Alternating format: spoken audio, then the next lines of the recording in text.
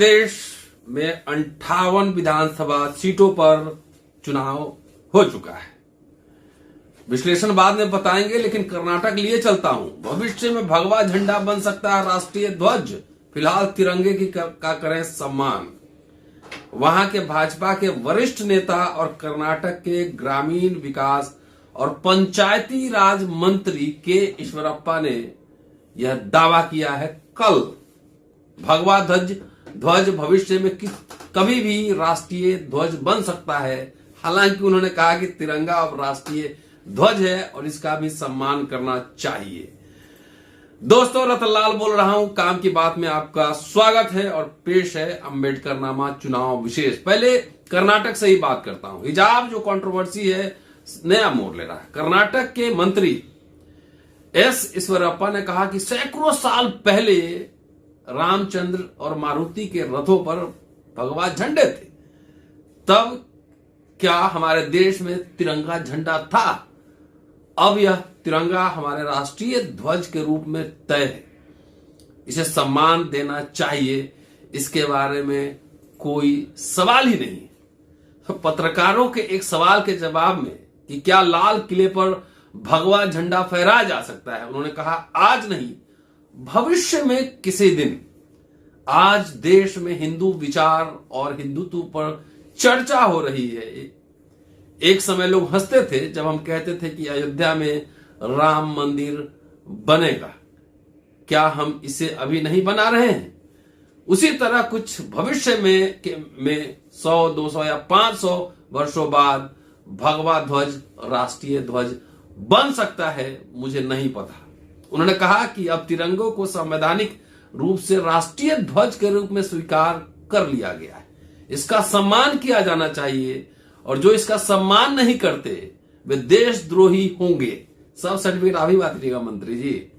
उन्होंने आगे कहा कि हम भगवा ध्वज फहराने वाले लोग हैं, आज नहीं भविष्य में इस देश में कभी हिंदू धर्म आएगा, उस समय हम इसे लाल किले पर भगवा फहराएंगे, क्योंकि अभी तिरंगा हमारा राष्ट्रीय ध्वज है और हम सभी इसका सम्मान करते हैं। मंत्री जी ईश्वरप्पा राज्य कांग्रेस अध्यक्ष डीके शिव कुमार के दावों का जवाब दे रहे थे कि छात्रों ने मंगलवार को हिजाब विरोधी प्रदर्शन के दौरान शिवमोगा के गवर्नमेंट फर्स्ट ग्रेड कॉलेज में तिरंगा की जगह भगवा फहराया। शिव कुमार के दावों को झूठा बताते हुए ईश्वरप्पा यानी मंत्री जी ने इसे हिंदुओं और मुसलमानों के बीच सांप्रदायिक द्वेष पैदा करने का प्रयास बताया। बीजेपी के नेता कह रहे हैं। उन्होंने कहा कि डीके शिव कुमार झूठे हैं। हाँ, भगवा झंडा वहां फहराया गया, लेकिन राष्ट्रीय ध्वज नीचे नहीं किया गया था। भगवा झंडा कहीं भी फहराया जा सकता है, लेकिन राष्ट्रीय ध्वज को नीचा करके नहीं। न हुआ और न कभी होगा। राष्ट्रीय ध्वज नहीं हटाया गया, केवल झंडे का इस्तेमाल किया गया था। शिवमोगा कॉलेज के अधिकारियों और पुलिस अधिकारियों ने भी स्पष्ट किया है कि भगवा झंडा लगाने के लिए राष्ट्रीय ध्वज को नीचे नहीं किया गया था। उन्होंने कहा खंबा खाली था, कुछ लोगों ने भगवा झंडा लगाया और बाद में उन्हें हटा दिया गया।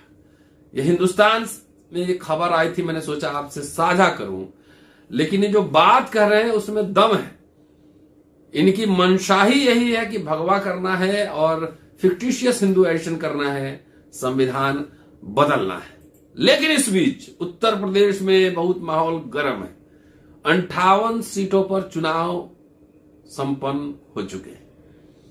पहले भाजपा उत्तर प्रदेश बचा ले, क्योंकि दिल्ली का रास्ता, लाल किले का रास्ता उत्तर प्रदेश से होकर ही गुजरता है।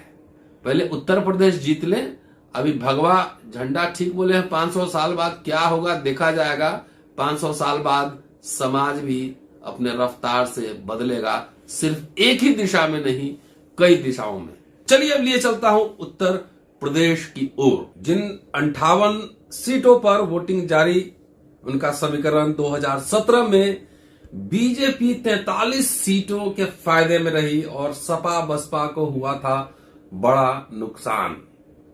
इलेक्शन अपडेट दैनिक भास्कर ने एक सर्वे छापा है, उसके हिसाब से वो बताना जरूरी है कि इंपॉर्टेंट 10 विधानसभा क्षेत्र में क्या हो रहा है, 58 सीटों पर किसको झटका लगेगा और कौन जीतेगा। उत्तर प्रदेश विधानसभा चुनाव में पश्चिम के 11 जिलों की 58 सीटों पर आज पहले चरण का मतदान हुआ। इसे मेरठ और आगरा मंडल की प्रमुख सीटें हैं। नोएडा, गाजियाबाद, हापुड़, मेरठ, मुजफ्फरनगर, शामली, बागपत, अलीगढ़, मथुरा, आगरा, बुलंदशहर में वोटिंग हुई। इनका पिछले 2 बार के विधानसभा चुनावों का परिणाम चौंकाने वाला है। चलिए 2012-17 को देखते हैं। पहले 2017 के विधानसभा चुनावों की मोदी लहर में इन 58 में से 53 सीटों पर भाजपा ने जीत हासिल की थी। 2012 में इनमें भाजपा केवल 10 सीट जीती थी, यानी भाजपा को 44 सीटों का फायदा हुआ था। इसके बाद भाजपा 2014 के लोकसभा चुनाव में मोदी सरकार बनने के बाद पश्चिमी उत्तर प्रदेश में बड़ी पार्टी बनकर उभरी। कैराना चर्चा में रहा, कैराना पलायन, मुजफ्फरनगर दंगों को भाजपा ने जमकर भुनाया।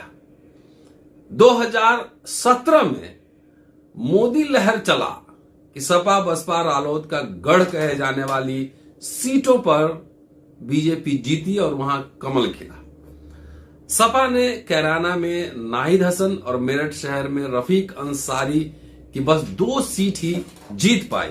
वहीं रालोद सिर्फ छपरौली सीट पर जीत दर्ज कर पाई। बसपा ने मथुरा की मांट और हापुड़ से धौलाना कुल 2 सीटें जीती। 2017 के चुनाव में मायावती की पार्टी बसपा 58 में से कुल 2 सीटों पर सिमट कर रह गई। 2012 में पश्चिम में तेजी से दौड़ा था बसपा का हाथी। इन जिलों में अगर पिछले 2 चुनाव के नतीजे देखें तो सबसे ज्यादा असर बसपा पे हुआ। 2012 से पहले उत्तर प्रदेश में मायावती बसपा की सरकार थी, मायावती जी मुख्यमंत्री थी 7 से 12। हालांकि 2012 में चुनाव हार गई, लेकिन पश्चिम ने हाथी का, बहन जी का पूरा साथ दिया। 2012 में 58 सीटों में से 20 सीट लेकर बसपा नंबर 1 रही थी। वहीं उत्तर प्रदेश में 2012 में सरकार बनाने वाली अखिलेश यादव की समाजवादी पार्टी पश्चिम में कुल 14 सीटें लाई थी। 2017 में सभी दलों को पछाड़कर आगे निकली भाजपा को 2012 में सिर्फ 10 सीटें मिली थी। 2022 में अपने वजूद को बचाने उतरी कांग्रेस 2012 में सिर्फ 4 सीट जीत पाई थी, जबकि 2017 में खाता तक नहीं खुला था। वहीं किसानों की पार्टी रालोद ने 9 सीटों पर जीत दर्ज की थी। इस लिहाज से देखें तो बसपा 20, सपा 14, भाजपा 10 और रालोद 9 सीटें जीती। कांग्रेस कुल 4 सीट ही जीत सकी और मथुरा की 1 सीट निर्दलीय की रही। अब आइए 10 जो इंपॉर्टेंट सीट बता रहे हैं कि कौन कौन पे क्या मामला था। उसमें पहला है नोएडा। यह बीजेपी की अहम सीट है। रक्षा मंत्री राजनाथ सिंह के बेटे और विधायक पंकज सिंह यहां से प्रत्याशी हैं। सपा रालोद गठबंधन से सुनील चौधरी मैदान में है। सामने सपा से बगावत कर कांग्रेस में आई पंखुरी पाठक है। बसपा ने कृपा राज शर्मा को उतारा है। पंखुरी के आने के बाद यहां मुकाबला दिलचस्प और कठिन हो गया है। दूसरा जो इंपॉर्टेंट जो विधानसभा है वो है कैराना। शामली जिले की कैराना सीट पश्चिमी यूपी के चुनाव की केंद्र बिंदु वाली सीट है। दंगा, पलायन, हिंदुत्व, ध्रुवीकरण, चुनाव के सारे मुद्दे इसी सीट से उपजे हैं। राजनीति के चाणक्य अमित शाह, सीएम योगी सहित पूरी भाजपा 2014, 17 और 19 के चुनावों में इसी कैराना का जिक्र करते हुए वोट हासिल करती रही। यहां सपा से नाहिद हसन चुनाव लड़ रहे हैं विधानसभा। हालांकि नाहिद जेल में, वे जेल से ही चुनाव लड़ रहे हैं। सामने भाजपा के कद्दावर नेता और यहां से सांसद रहे बाबू हुकुम सिंह की बेटी मृगांका है। नाहिद की बहन खुद चुनाव लड़ना चाहती थी, अब भाई को चुनाव लड़ा रही है।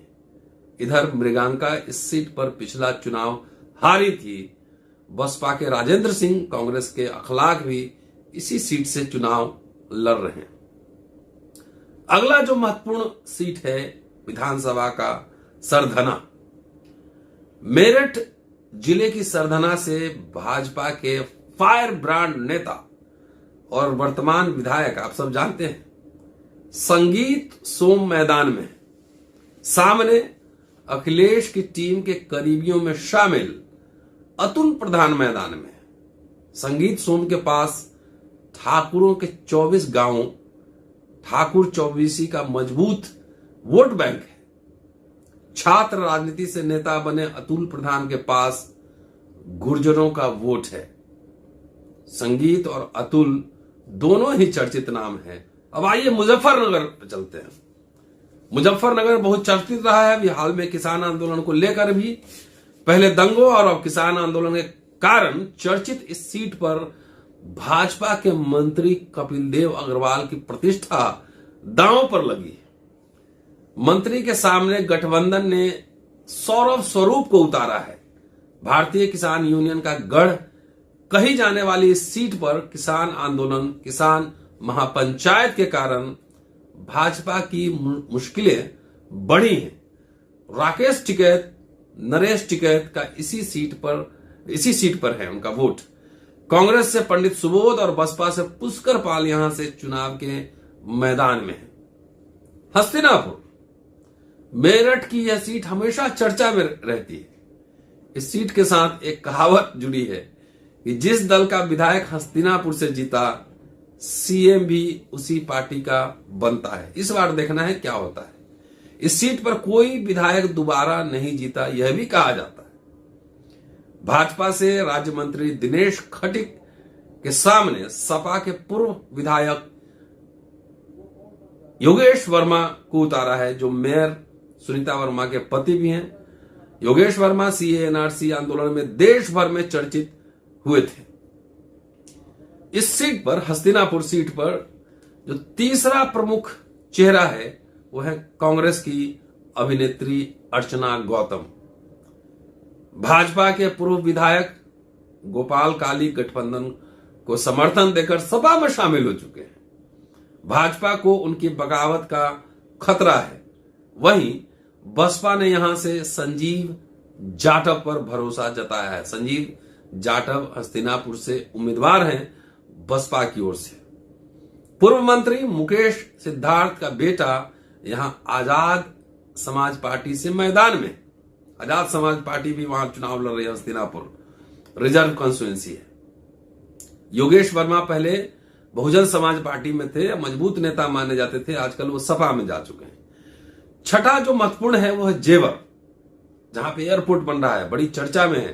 टीवी वाले, गोदी मीडिया वाले खूब वहां पे जहाज का फोटो दिखाते हैं, वीडियो। नोएडा की जेवर विधानसभा पर मौसम की तरह रंग बदलने वाले नेता अवतार सिंह भड़ाना चुनाव के दरमियान ही भाजपा छोड़ सपा में आए थे। वह गठबंधन से चुनाव लड़ रहे हैं। उनके सामने भाजपा से विधायक धीरेन्द्र सिंह फिर से उम्मीदवार है। बसपा ने नरेंद्र भाटी और कांग्रेस से मनोज चौधरी चुनाव लड़ रहे हैं। सातवां है आगरा ग्रामीण। आगरा ग्रामीण पर उत्तराखंड की पूर्व राज्यपाल बेनी रानी मौर्य चुनाव लड़ रही हैं।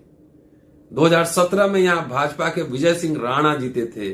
उनका टिकट काटकर बेबी रानी मौर्य को दिया गया है। सपा से महेश यादव उम्मीदवार हैं। अतरौली से भाजपा के पूर्व सीएम कल्याण सिंह के पौत्र और मंत्री संदीप कुमार उम्मीदवार हैं। बागपत, आठवां जाट बहुल बागपत सीट पर भाजपा ने फिर से योगेश धामा को टिकट दिया है। सामने नवाब कोकब हमीद के बेटे अहमद हमीद गठबंधन के प्रत्याशी हैं, सपा और रालोद की ओर से। किसान आंदोलन के बाद बीजेपी के सामने बड़ी चुनौती है। वहीं जयंत चौधरी के सामने यहां राजनीतिक विरासत बचाने की चुनौती है।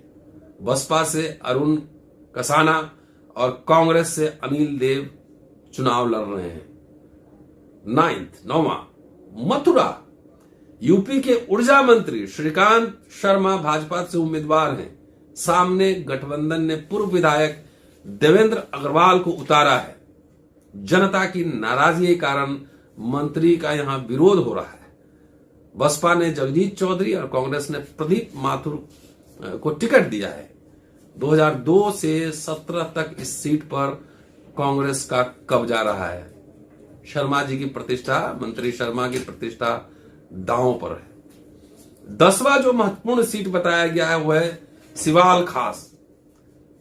मेरठ जिले के सिवाल खास सीट सपा रालोद गठबंधन की असलियत बताने वाली अहम सीट है। भाजपा ने वर्तमान विधायक का टिकट काटकर जाट चेहरे मनिंदर पाल सिंह को उतारा है।